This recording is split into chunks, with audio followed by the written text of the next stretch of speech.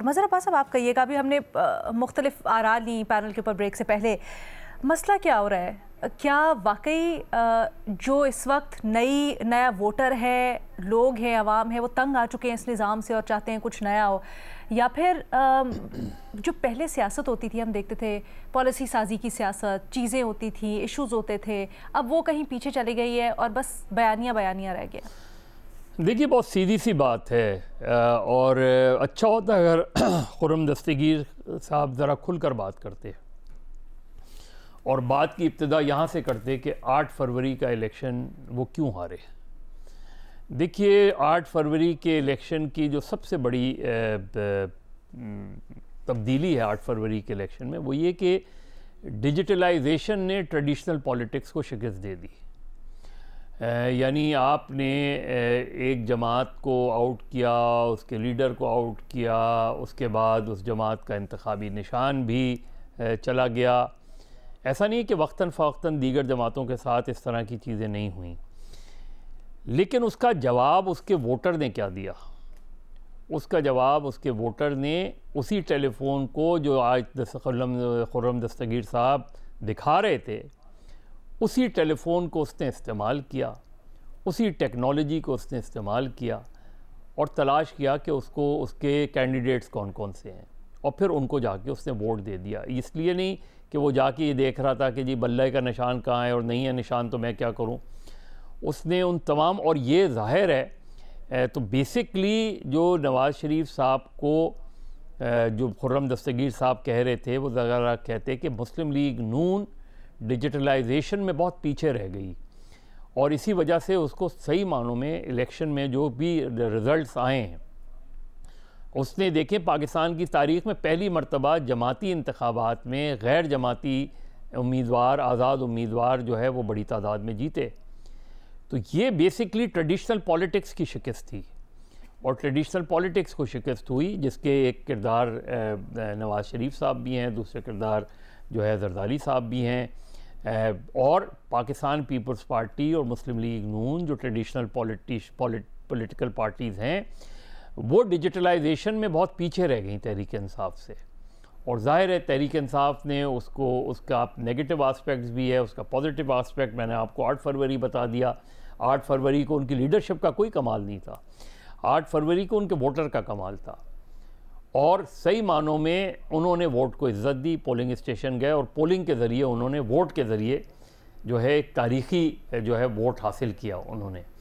इस चीज़ का अगर खुलकर खुर्रम दस्तगीर साहब एतराफ़ करते तो ज़्यादा बेहतर होता। आप नवाज़ शरीफ पर तनकीद कर सकते हैं, देखिए हमारे यहाँ तो नहीं होता ये, लेकिन एक टाइम होता है कि जब आदमी रियलाइज़ करता है। क्रिकेट में आज ही मैं सुन रहा था, अम्माद वसीम के करियर को अभी बहुत अरसा भी नहीं हुआ, लेकिन आज उन्होंने इंटरनेशनल क्रिकेट से रिटायरमेंट का ऐलान कर दिया।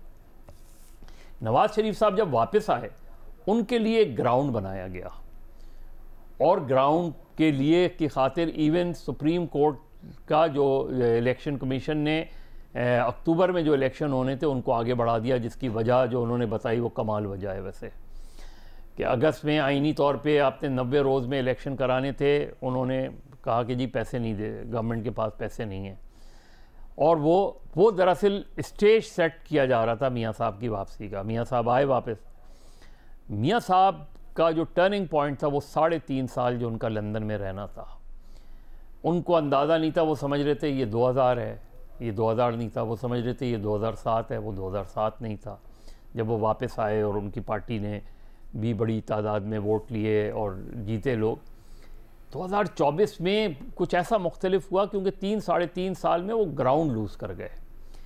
और वो मियाँ साहब ज़ाहिर है जो है सीनियर पॉलिटिशियन हैं, बहुत अच्छी तरह चीज़ों को समझते हैं, लेकिन उन्हें नहीं अंदाज़ा था कि मेरी पार्टी ने ग्राउंड पे तो कोई काम ही नहीं किया, और उन्होंने ख़ुद नहीं किया।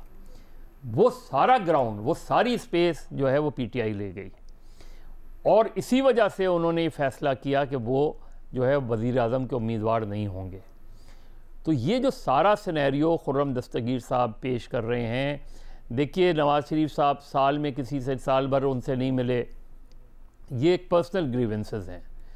आप जावेद लतीफ़ साहब से बात कर लें, वो एक नया वो शहबाज शरीफ के हवाले से कोई बात कर लेंगे, आप तलाल चौधरी से बात कर लें, आप ख्वाजा साद रफ़ीक से बात कर लें, उससे पहले अब वो हमारे बीमार पॉलिटिशियन हैं जावेद हाशमी साहब से बात कर लें, चौधरी निसार से बात कर लें आप, तो आपको अंदाज़ा होगा कि मुस्लिम लीग नून और फिर लेटेस्ट शाहिद खाकान अब्बासी, ये सारे लोग ऐसी तो नहीं छोड़ गए पार्टी। क्या नवाज़ शरीफ साहब ने कभी रियलाइज़ किया कि उनकी भी तो कहीं गलतियां हैं, कि जिन गलतियों की वजह से लोग उनकी पार्टी छोड़ के चले गए। पीपल्स पार्टी के अक्सर दोस्तों से मैं कहता हूँ कभी रियलाइज़ करें कि आप पंजाब में क्यों हार गए 2013 में, क्यों सारी चीज़ें, तो स्पेस वैक्यूम रहता नहीं है, वैक्यूम कोई ना कोई आके फिल करता है। उस 3.5 साल में नवाज़ शरीफ साहब की पाकिस्तान में एब्सेंस उनके लिए जो है वो सियासी ख़ुदकुशी का बाइस बनी। और खुर्रम दस्तगीर और मुस्लिम लीग लोग के ख़ुद लोग जानते हैं कि पंजाब में और उसके बाद भी पंजाब में क्या हुआ। आज मरियम नवाज़ साहिबा की हुकूमत है, बहुत मेहनत कर रही हैं, बड़ी अच्छी बात है। शहबाज शरीफ साहब बड़ी मेहनत कर रहे हैं। मुस्लिम लीग किधर है? ये तो हुकूमत है ना, ये आपकी पार्टी की हुकूमत है। पार्टी सियासत कहाँ कर रही है? नवाज शरीफ साहब कितनी कॉन्स्टिट्यूंसी पाकिस्तान के किस किस इलाके में गए नवाज शरीफ साहब? अब अभी बता दें, जब से वो वापस आए। वो कराची आखिरी मरतबा कब आए थे बता दें। और ये जब आप एक ऐसी सिचुएशन में होते हैं जहां आपको लग रहा होता है कि आप बहुत पीछे रह गए और पॉलिटिक्स में ऊपर नीचे होता है, तो आप पॉलिटिक्स करें ना, जाके ऑर्गेनाइज करें, लोगों की ग्रीवेंसेस सुने, अपने कारकुनों की ग्रीवेंसेस सुने, देखें कि क्यों ग्राउंड लूज कर रहे हैं। लाहौर उनका किला था, वो किले में क्यों दरार पड़ गई, वो किला तख्ते लाहौर क्यों उनसे छिन गया, ये सारी चीज़ें। क्योंकि ये तख्त नहीं है जो इस वक्त है, ये नवाज़ शरीफ साहब को भी पता है, ये मुस्लिम लीग को भी पता है। तो इसमें कोई वो नहीं है कि आप इस चीज़ को रियलाइज़ करें कि आप आज की टेक्नोलॉजी की पॉलिटिक्स में आप बहुत पीछे रह गए हैं। अच्छा सर, एक चीज़ मुझे जल्दी से बता, आपका जुमला मुझे बड़ा दिलचस्प लगा, ये हुकूमत कर रही है, सियासत नहीं कर रही पंजाब में पार्टी।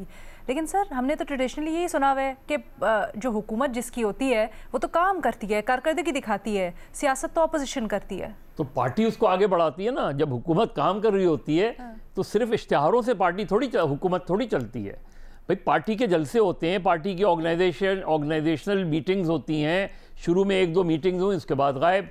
हर जहाँ जहाँ आप लूज़ कर रहे हैं, जहाँ जहाँ आप लूज़ कर गए हैं, वहाँ आप जाके देखते हैं कि क्या वजूहत थी, किस बिना पे वो, कि अगर आप पार्टी हुकूमत की जो कारकर्दगी है उसको पार्टी आगे बढ़ाती है ना, तो पार्टी तो नज़र ही नहीं आ रही।